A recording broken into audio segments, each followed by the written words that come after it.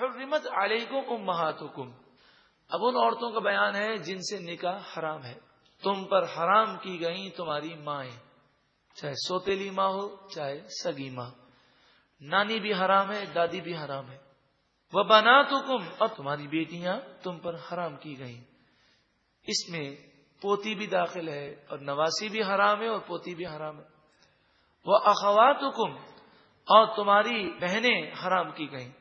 سگی بہنیں بھی حرام ہیں اور سوتیلی بہنیں جو باپ کی طرف سے ہوں وہ بھی حرام ہے اور جو ماں کی طرف سے ہوں وہ بھی حرام ہے. سوتیلی بہن سے مراد یہ ہے کہ جس میں باپ سگا ہو یا ماں سگی ہو، تو ایسی بہن سے بھی نکاح جائز نہیں. وَعَمَّاتُكُمْ، اور تمہاری پھوپھیاں حرام ہیں. وَخَالَاتُكُمْ، اور تمہاری خالہ حرام ہے. وَبَنَاتُ الْأَخِي، اور تمہارے بھائی کی بیٹیاں یعنی بھتیجیاں تم پر حرام ہیں. وَبَنَاتُ الْأُخْتِ، اور تمہاری بہن کی بیٹیاں یعنی بھانجیاں تم پر حرام ہیں. جو عورتیں حرام ہیں ہمیشہ کے لیے ان سے پردہ نہیں، اور جن عورتوں سے کبھی بھی نکاح ممکن ہے ان سے پردہ کرنا لازم ہے. یہ قاعدہ یاد رکھیں. تو ماں سے، دادی سے، نانی سے، بیٹی سے، پوتی سے، نواسی سے، بہن سے، پھوپھی سے، خالہ سے، بھتیجی سے، بھانجی سے پردہ نہیں. اسی طرح عورت کا بھی ان مردوں سے پردہ نہیں، یعنی بھتیجی چچا سے پردہ نہیں کرے گی، بھانجی اپنے ماموں سے پردہ اس پر لازم نہیں. وَأُمَّهَاتُكُمُ اللَّاتِي أَرْضَعْنَكُمْ، تمہاری رضائی مائیں تم پر حرام کی گئیں، وہ عورتیں جنہوں نے تمہیں دودھ پلایا. سگی مائیں نہیں ہیں لیکن دودھ کے رشتے کی وجہ سے تمہاری رضائی مائیں وہ حرام ہیں. وَأَخَوَاتُكُمْ مِنَ الرَّضَاعَةِ، اور تمہاری رضائی بہنیں بھی حرام ہیں.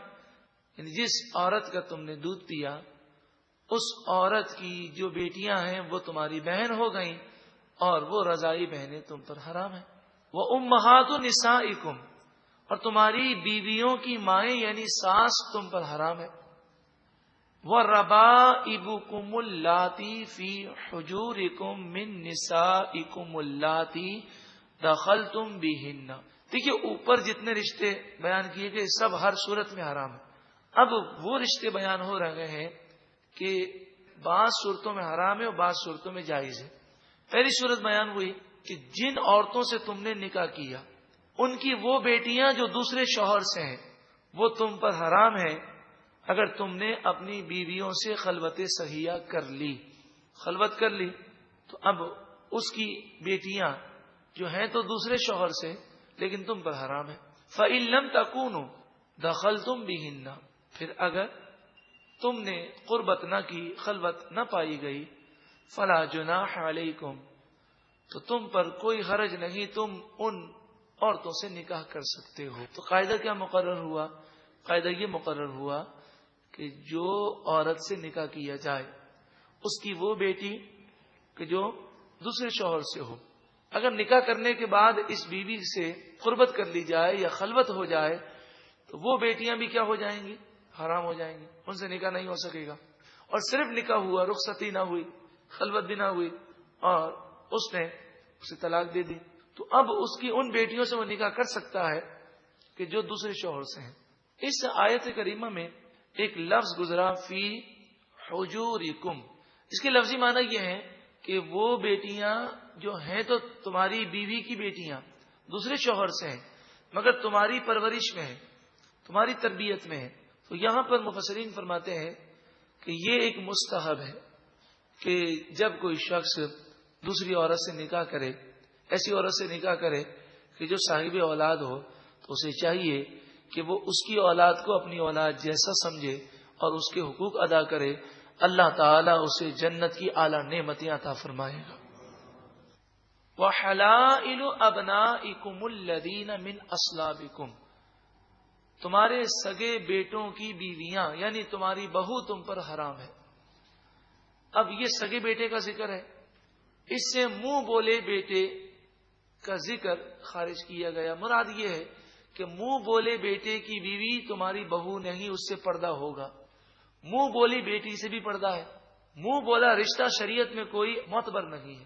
ہاں رضائی بیٹا جو ہے، جو دودھ کے رشتے سے بیٹا ہے، اس کی بیوی وہ بہو کے حکم میں ہے، کیونکہ نبی کریم صلی اللہ علیہ وآلہ وسلم نے فرمایا کہ جو رشتے نسب سے حرام ہوتے ہیں وہ دودھ سے بھی حرام ہو جاتے ہیں۔ وَأَن تَجْمَعُوا بَيْنَ الْأُخْتَيْنِ، یہ بھی حرام ہے کہ تم اپنے نکاح میں دو بہنوں کو ایک ساتھ جمع کر لو، یعنی دونوں بہنوں سے ایک ساتھ نکاح کر لینا، یہ حرام ہے۔ ایک عورت سے نکاح کیا اور اسی کی بہن سے بعد میں نکاح کیا، پہلا نکاح تو ہو گیا لیکن جو بعد میں نکاح کیا وہ نکاح نہیں ہوگا۔ اور اگر دو عورتوں سے نکاح کیا، دونوں آپس میں بہن ہیں اور ایک ہی ساتھ نکاح کیا، ایک ہی الفاظ کے ساتھ کہ میں ان دونوں عورتوں سے نکاح کرتا ہوں، تو یہ نکاح ہی منعقد نہیں ہوگا۔ یہ شرعی مسئلہ ہے۔ یہاں پر یہ بھی عرض کر دوں کہ پھوپھی اور بھتیجی دو عورتیں ہوں جن کا آپس میں رشتہ یہ ہو کہ پھوپھی اور بھتیجی ہو، تو وہ حدیث سے حرام ہے، ان دونوں عورتوں کو ایک مرد اپنے نکاح میں جمع نہیں کر سکتا۔ اسی طرح خالہ اور بھانجی دو عورتیں ایسی ہوں کہ جن کا آپس میں رشتہ یہ ہو کہ ایک دوسری کی خالہ ہو اور دوسری اس کی بھانجی ہو، تو ایسی دو عورتوں کو بھی نکاح میں جمع کرنے سے نبی کریم صلی اللہ علیہ وآلہ وسلم نے منع فرمایا۔ لیکن یہ حرمت عارضی ہے۔ اگر اس عورت کو طلاق دے دے اور وہ عدت گزار لے، اب اس کی بہن سے نکاح کرے تو جائز ہے۔ اس وجہ سے سالی سے پردہ لازمی ہے، کیونکہ پردہ اس عورت سے نہیں ہوتا جس سے کبھی بھی نکاح نہ ہو سکے۔ وَأَن تَجْمَعُوا بَيْنَ الْأُخْتَيْنِ، تم دو عورتوں کو اپنے نکاح میں جمع کرو، یہ بھی حرام ہے۔ إِلَّا مَا قَدْ سَلَفَ، مگر جو پہلے ہو چکا وہ اللہ تعالی معاف فرما دے گا۔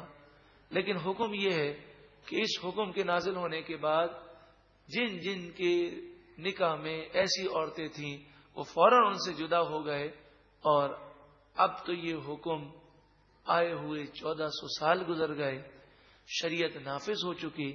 اب اگر کوئی ان عورتوں میں سے کسی سے نکاح اس طرح کرتا ہے تو وہ نکاح ہی نہیں ہوگا۔ ان اللہ کان غفورا رحیما، بے شک اللہ تعالی بخشنے والا مہربان ہے۔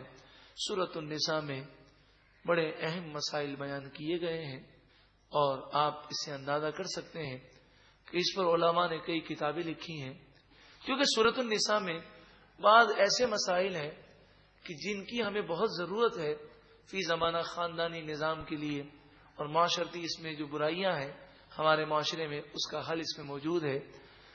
اللہ تبارک و تعالی کی بارگاہ میں دعا ہے کہ اللہ تعالی قرآن مجید فرقان حمید کی خوب خوب برکتیں عطا فرمائے۔ الحمدللہ 4واں پارہ مکمل ہوا، یہ اسی کا فضل ہے، اسی کا کرم ہے۔